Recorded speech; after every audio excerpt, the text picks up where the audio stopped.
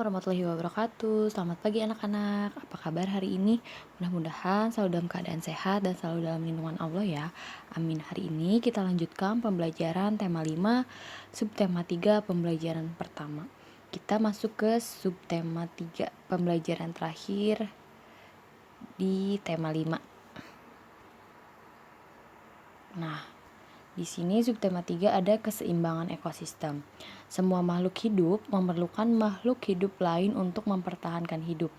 Makanan dan sumber energi lain menjadi salah satu faktor penting terjadinya saling kebergantungan antara makhluk hidup. Nah, bisa kalian lihat di sini ada gambar bunga dengan kupu-kupu, ada pohon dengan pohon lainnya. Di sini ada rusa dengan burung. Nah, di sini apa perbedaan antara simbiosis, komensialisme, parasitisme, dan mutualisme? Nah, kemarin kan kita sudah belajar tentang simbiosis, komensalisme, parasitisme, dan mutualisme. Nah, Ibu akan mengulas sedikit. Nah, kalau komensialisme itu hubungan antara makhluk hidup di mana yang satu diuntungkan dan yang satu tidak dirugikan ataupun diuntungkan. Kalau parasitisme itu hubungan antar makhluk hidup di mana yang satu diuntungkan dan yang satu dirugikan. Nah, sedangkan mutualisme itu hubungan makhluk hidup yang saling menguntungkan satu sama lain. Nah, sampai sini sudah paham? Nah, itu merupakan hubungan simbiosis antara dua jenis makhluk hidup. Nah, semua makhluk hidup memerlukan makhluk hidup lain untuk mempertahankan hidup. Makanan dan sumber energi lain menjadi salah satu faktor penting terjadinya saling kebergantungan antara makhluk hidup. Bentuk kebergantungan makhluk hidup diperhatikan dalam sebuah rantai makanan dan jaring-jaring makanan. Nah, bagaimana peran rantai makanan dan jaring-jaring makanan bagi kelangsungan hidup makhluk hidup di dalam ekosistem? Nah, mari kita belajar membaca teks berikut. Nah, ada rantai makanan dan jaring-jaring makanan. Kebergantungan antara makhluk hidup dan lingkungannya menjadi bagian dari kehidupan di dalam sebuah ekosistem. Tumbuhan mendapatkan energi dari matahari. Hewan mendapatkan energi dari tumbuhan atau hewan lain yang memakan tumbuhan. Tumbuhan berhijau daun mampu membuat makanannya sendiri. Nah, tumbuhan yang memiliki daun hijau itu dapat membuat makanannya sendiri. Nah, makhluk hidup yang dapat membuat makanannya sendiri disebut produsen. Banyak jenis makhluk hidup yang tidak dapat membuat makanannya sendiri. Mereka dapat energi dari makanan yang mereka makan.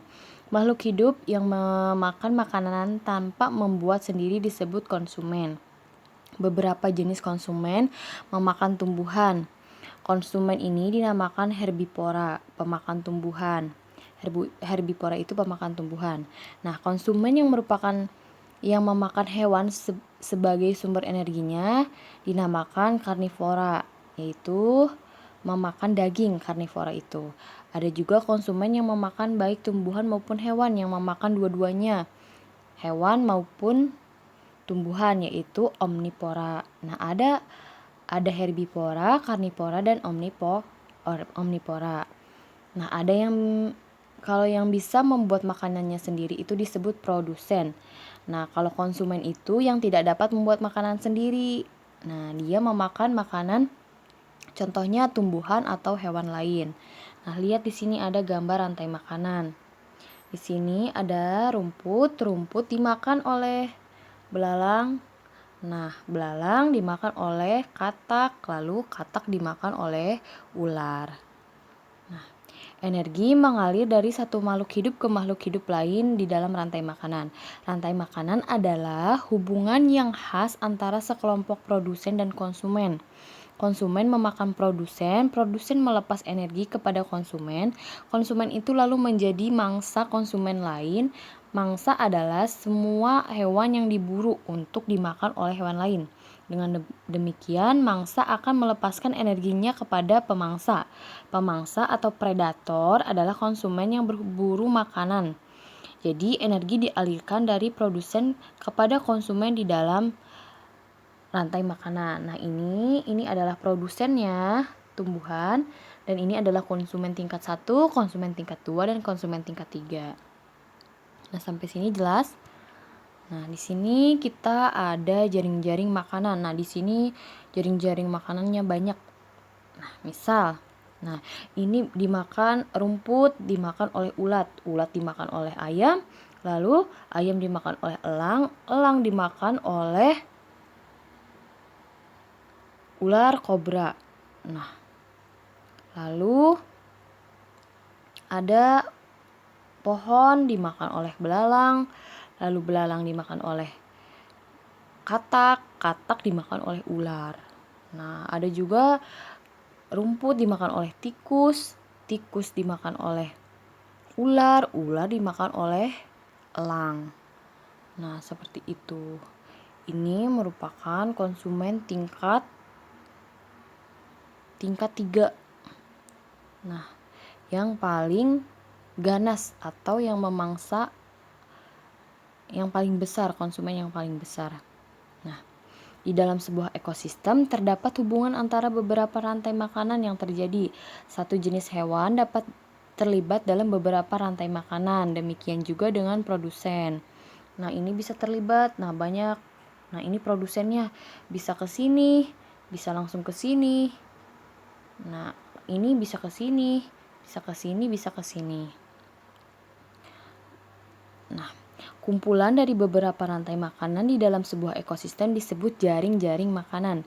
Di dalam jaring-jaring makanan, jumlah hewan yang terlibat makin banyak. Energi yang mengalir juga makin kompleks. Pada jaring-jaring makanan dimungkinkan terjadinya persaingan antara makhluk hidup baik di dalam rantai makanan maupun di dalam jaring-jaring makanan. Setiap komponen yang ada dalam jaring-jaring makanan saling mempengaruhi satu dengan yang lainnya. Nah, kalian sudah membaca teks yang telah Ibu bacakan. Kalian juga boleh baca ulang di rumah. Nah, berdasarkan teks di atas, kalian cari kosakata baru yang kalian temukan, yang kalian baru mengetahuinya.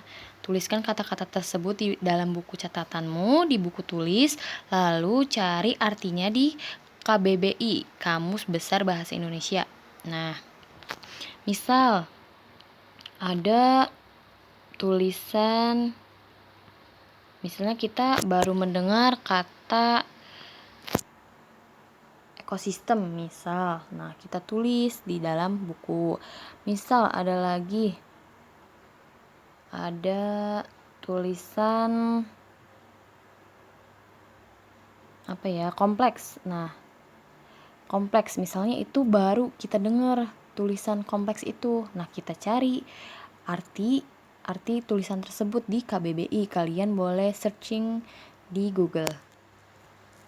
Nah, selanjutnya kalian buat sebuah ekosistem darat. Nah, ekosistem darat, lalu kalian buat jaring-jaring makanannya seperti yang ada di sini. Nah, ini kalian buat seperti ini. Kalian boleh cari sumbernya di buku, di internet. Nah, banyak sumber-sumbernya. Terus kalian tuliskan fakta menarik pada jaring-jaring makanan tersebut.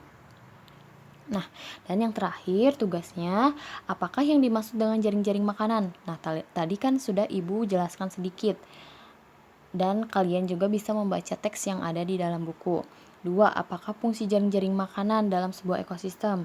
Dan yang ketiga, apa perbedaan antara rantai makanan dan jaring-jaring makanan? Nah, tadi sudah disinggung sedikit ya, sudah dibahas sedikit di teks ini. Kalian tinggal tuliskan jawabannya, boleh di buku paketnya, boleh di buku tulis. Nah, sekian pembelajaran untuk hari ini. Kurang lebihnya Ibu mohon maaf. Apabila ada yang tidak dimengerti atau tidak dipahami, boleh tanyakan langsung pada Ibu. Ditutup. Wabillahi taufiq wal hidayah. Wassalamualaikum warahmatullahi wabarakatuh.